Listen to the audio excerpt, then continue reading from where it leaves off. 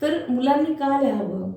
तर ही सगळी घुसमट असेल, आनंद असेल, दुःख असेल, समोरच्या विषयीचे विचार असतील, आजूबाजूच्या परिस्थितीचा विचार असेल, तो जो काय विचार करतोय तो त्याने 2-2 ओळीत लिहायला सुरुवात करावी.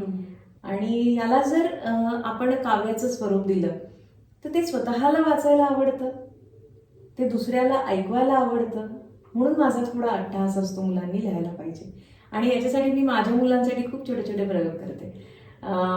कविता म्हणजे आता निसर्ग कविता जनरली खूप छोट्या छोट्या असतात, 4-4 ओळींच्या लिहा म्हणते मी.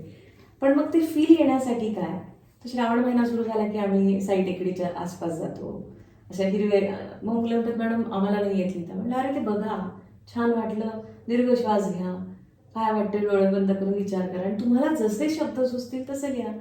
आणि यावेळेस मी असं आम्ही जेव्हा गेलो होतो इतके सुंदर कविता केल्या त्यांनी. काहींनी 4 ओळीच्या केल्या, काहींनी दीर्घ कविता केल्या.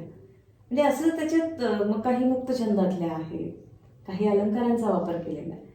पण करतात मुलं. म्हणजे मला असं वाटतं त्यांना थोडंसं तुम्ही सांगितल्याशिवाय, त्यांना थोडंसं स्वतःच्या त्यांच्या बोटाला धरून आणल्याशिवाय ते करणार नाहीत.